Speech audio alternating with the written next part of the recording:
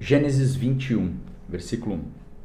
E o Senhor visitou a Sara, como ele dissera, e fez o Senhor a Sara, como ele tinha falado. Pois Sara concebeu e gerou um filho a Abraão, e em sua velhice, no tempo estabelecido que Deus lhe falara. E Abraão chamou o nome de seu filho, que lhe nasceu, que Sara lhe concebeu Isaque. E Abraão circuncidou seu filho Isaque, sendo que ele de 8 dias de idade, como Deus lhe ordenara. E Abraão era da idade de 100 anos, quando seu filho Isaque lhe nasceu. No caso de Abraão, ele era da idade de 100 anos, na época do nascimento de Isaque. Todavia, pelo menos 4 patriarcas pré-diluvianos tiveram filhos, mesmo sendo mais velhos do que ele. Versículo 6. E Sara disse: Deus me fez rir, de modo que todos os que ouvirem rirão comigo. E ela disse: Quem teria dito a Abraão que Sara daria de mamar a filhos? Pois eu lhe dei um filho em sua velhice. E o mesmo cresceu e foi desmamado. E Abraão fez um grande banquete no mesmo dia em que Isaque foi desmamado. E Sara viu o filho Agar, a egípcia, que ela dera a Abraão, zombando.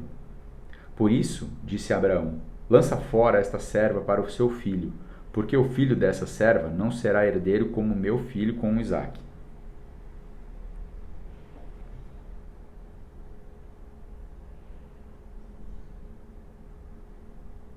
Esses versículos de 8 a 10, a Bíblia quer dizer que não indica a idade de Isaque ao ser desmamado. Em algumas culturas, as crianças são amamentadas pela mãe até os 5 anos de idade. Sabe-se que a amamentação para além de 2 anos provê mais conforto do que a alimentação. Quando chegou o dia para Isaque ser desmamado, Abraão fez um grande banquete para ajudar a criança psicologicamente a dar este passo. Durante a festa, entretanto, Ismael ficou zombando de Isaque. O apóstolo Paulo entendeu o significado disso como se Ismael estivesse perseguindo Isaque. Livre-se, lança fora, é o mesmo termo usado para descrever a expulsão de Adão e de Caim após os seus pecados. Versículo 11. E a coisa pareceu muito grave aos olhos de Abraão por causa de seu filho. E Deus disse a Abraão: Não seja isso grave à tua vista por causa do rapaz e por causa da tua serva. Em tudo que Sara disser, dá ouvidos à sua voz, porque em Isaque será chamada a tua semente. E também do filho da serva eu farei uma nação, porque ela é a tua semente. Esses versículos querem dizer que o fato de ter expulsado seu filho primogênito do lar pareceu muito grave aos olhos de Abraão. Isto era muito mal aos olhos de Abraão. Contudo, a orientação e as garantias confortadoras de Deus habitaram Abraão a fazer a coisa certa, visto que Ismael era semente de Abraão. O Senhor não permitiria que a criança morresse no deserto. Em vez disso, o Eterno faria dele uma nação. E embora Isaque não fosse primogênito de Abraão, a semente do patriarca seria considerada por meio da sua linhagem. Versículo 14. E Abraão se levantou cedo de manhã e tomou o pão e um odre de água e os deu a Agar, pondo-o sobre o seu ombro, e ao filho aí a despediu. E ela partiu, peregrinou pelo deserto de Berseba. E a água de odre foi consumida, e ela colocou o filho debaixo de um dos arbustos. E ela foi sentar-se em frente dele, e a boa distância, como a de um tiro de arco. Pois ela disse que eu não veja a morte da criança. E sentada em frente dele, levantou sua voz e chorou. E Deus ouviu a voz do menino, e o anjo de Deus chamou Agar desde o céu. E lhe disse: Que te aflige, Agar? Não temas, pois Deus ouviu a voz do menino de onde ele está. Ergue-te, levanta-te o menino nos teus braços, pois farei dele uma grande nação. E Deus abriu os olhos, e ela viu um poço de água, e foi, encheu o odre com água, e deu de beber ao menino. Esses versículos de 14 a 19 querem dizer que o amor e a preocupação de Abraão por Agar e Ismael estão refletidos em sua diligência, levantando cedo da manhã e dando-lhes provisões. A dupla banida peregrinou pelo deserto de Berseba, uma cerca de 32 quilômetros a oeste da extremidade do sul do Mar Morto. Quando Agar e Ismael ficaram sem água, Ismael quase morreu, talvez de insolação. Dominada pela dor, Agar colocou a sombra de um dos arbustos e então ela foi sentar-se em frente dele a boa distância, como a de um tiro de arco, longe o suficiente para evitar ouvir-lhe a voz quando ia morrendo. Embora Agar pudesse não saber que onde há grande vegetação em um deserto também há um lençol freático elevado, Deus abriu-lhe os olhos para o fato de que um poço de água estava nas proximidades. Deus dirigira providencialmente as suas andanças e lhe dera uma demonstração da sua fidelidade. Versículo 20. E Deus estava com o menino, e ele cresceu e habitou no deserto, e se tornou um arqueiro. E ele habitou no deserto de Parã, e sua mãe lhe tomou uma mulher da terra do Egito.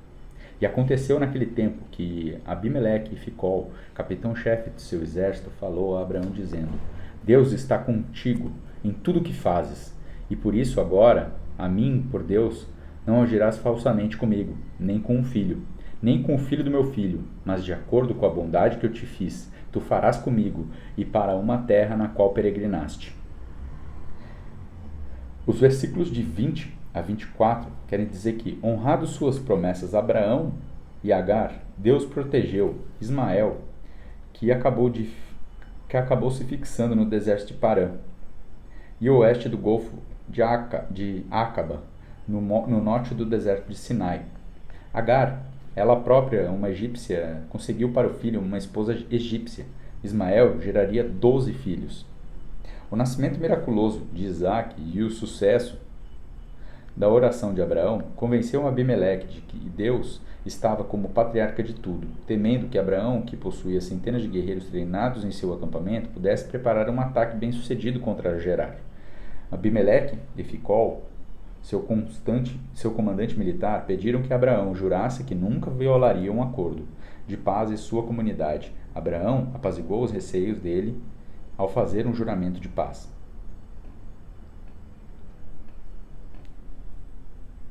E Abraão disse: Eu jurarei. E Abraão repreendeu Abimeleque por causa de um poço de água que os servos de Abimeleque tinham tomado violentamente. E Abimeleque disse: Eu não sei quem fez isso, nem tampouco me contaste. Nem ouvi a respeito disso, a não ser hoje. E Abraão tomou as ovelhas e bois, e os deu a Abimeleque, e os dois fizeram um pacto. E Abraão pôs à parte 7 cordeiras do rebanho. E Abimeleque disse a Abraão: O que significa estas 7 cordeiras e puseste à parte? Ele disse: Estes 7 cordeiras tomarás à minha mão, para que sejam uma testemunha para mim de que eu cavei este poço.